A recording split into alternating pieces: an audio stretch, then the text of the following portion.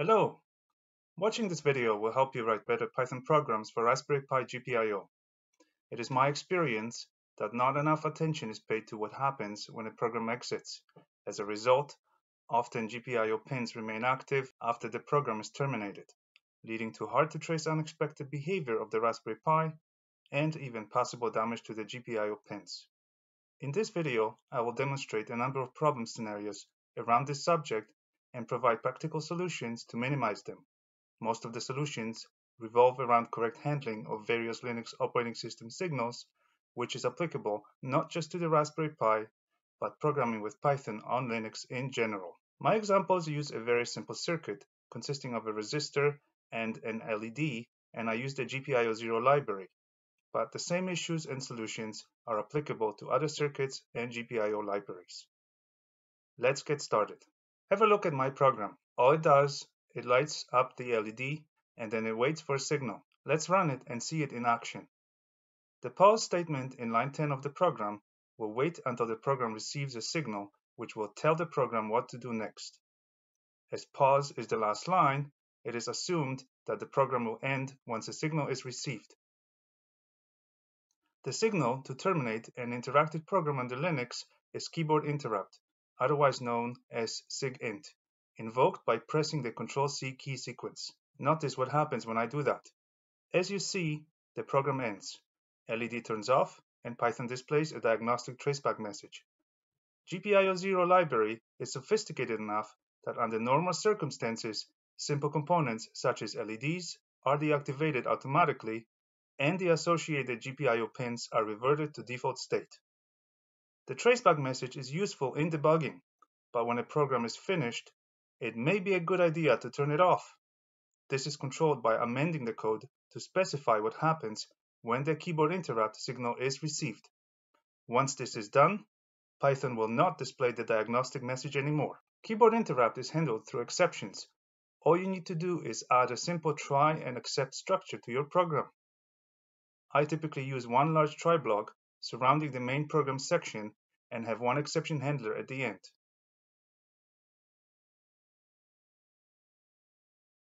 Only a couple of lines of code need to be added. Let's test that. As you see, the LED is back on. Everything works as before, but now when I press Ctrl-C, I do not see the traceback message anymore. When you are writing interactive programs, you should always designate a way to normally turn off the program that would be straightforward and follow a standard. Using Ctrl-C key sequence is a good way to implement that under Linux. Of course, there may be additional or different ways to terminate your programs depending on your specific situation. You should also provide for abnormal program termination, which would happen when your program is terminated through another signal. For example, a program can be terminated using the kill command, which sends the SIGTERM signal to the program.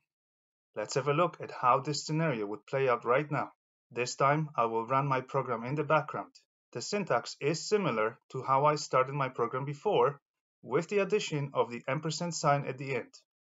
That will run my signals program in the background. As you see, the LED is on as before.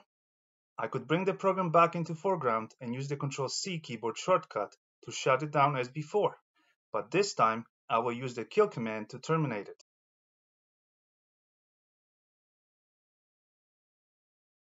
As you see, the program has been terminated, but looking at the breadboard, the LED remained on, and that is a problem. Without extra code to handle that signal, the program terminated immediately without shutting down the active GPIO pin. As much as it is within your control, you should never allow your program to end that way, with GPIO pins active. I would like to emphasize that this is about the GPIO pins, and not about a specific component, such as an LED. I only use an LED because it is easy to see what is happening. The same situation will arise regardless of what is connected to the GPIO port. So, how would you prevent that from happening?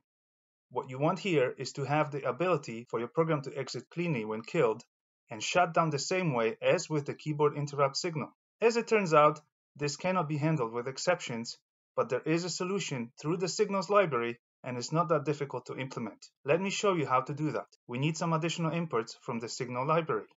The SIGTERM signal is what we are attempting to handle. You need to say up front in your program what happens when a specific signal is received. There's a callback function attached. You can pick any name you like, which will handle that situation. This callback will only be executed when the specific signal is received. You could put any code you like inside of the safe-exit function, including the activation of the GPIO ports. But generally, such code would be better placed in a finally block at the end of the program, which I will demonstrate at the end of this video. All that is really needed within the handler function is an exit, and you can provide it with an exit code, for example, 1. The LED is still on from the last run, although my program isn't running anymore. I need a way to shut it off before I start the program again to test the updated code. This demonstrates the problem which we are trying to fix here. Right now, I have a few options to reset the GPIO. I could use a couple of shell commands or run a dedicated port reset program. Since my circuit is very simple, I can actually run my program again and terminate it correctly using Ctrl-C and deactivate the GPIO pin. All this extra and complicated work will not be necessary once the SIGTERM signal is handled correctly. Let's start the program again in the background. The LED is on. Now I will use the kill command to terminate the program to see if it shuts off correctly. There you have it. Notice I no longer have the terminated message and the LED has turned off correctly. The kill command is capable of producing another signal, SIGKILL. This signal is special in the way that it cannot be trapped or handled by a program. Any program that receives it will terminate immediately, and we cannot add any code to prevent that. The operating system is designed that way because it cannot have programs that are impossible to terminate. We use this kind of signal as a last resort. For example, when a program stops responding, and under these circumstances, the pins would remain energized. You would have to reset them manually or even restart the Raspberry Pi to fix that. There is another signal which is easy and worthwhile to handle, received by a program when its parent process is terminated. With interactive programs such as this one, the parent is the shell. Whenever a shell is terminated, all programs running in it are terminated at the same time. A normal process cannot exist without a parent process attached. Let me demonstrate this scenario. I'll start the program again. Whether I start it in the foreground or background, it doesn't matter. Now I will terminate the shell by closing my PuTTY window. I am connected remotely, which means the shell will be closed, my program will be terminated, and I will get disconnected. PuTTY gives me a warning. I choose to ignore it. The shell and my program are terminated, and I am disconnected. As you can see, yet again, the LED remained on. You can take my word for it that my Python program is no longer running. Let me reconnect. As with the previous signal, I need a way to deactivate the GPIO pins when the shell is closed. A pin reset to default is needed, as working with the pins, whether connecting components or executing programs, should always happen with the pins at the default state. And just like before, I will simply rerun my program and terminate it through Ctrl-C.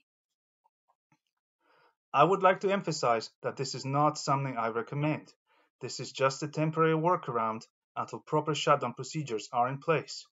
You cannot rely on this method because you will have programs and circuits which are a lot more complicated, and starting the program again and shutting off safely may not be an option, nor it is typically recommended or safe to do so. This only works for me because I only have a trivial circuit and program.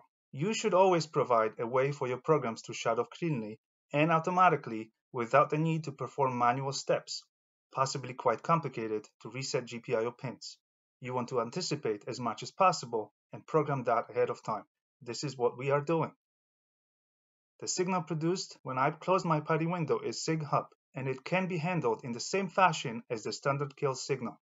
In fact, I will reuse my safe exit function here. Of course, you can code a different solution for your specific situation. Only small changes to the code are needed, an extra import, and an added line to handle the additional signal.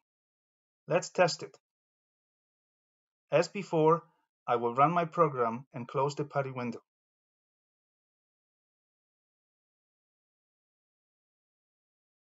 Notice that now the LED has turned off as soon as I got disconnected. The GPIO pin used has been reset to default correctly. One last thing. I have mentioned earlier the finally block, which is used with exception handling. The finally block can be added after all exceptions to contain code to be executed under all circumstances, including the 3 signals I talked about, as long as they are handled correctly. Code under finally will be always executed, and if you place the finally at the end of your program, it is the perfect place for any GPIO cleanup and shutdown procedures. Placing the shutdown procedure instead of finally will be consistent regardless of the way your program shuts off. If I used any additional pins or any other components, they would be deactivated here as well using appropriate code. I hope you enjoyed this video and have learned something. Please subscribe, and thanks for watching.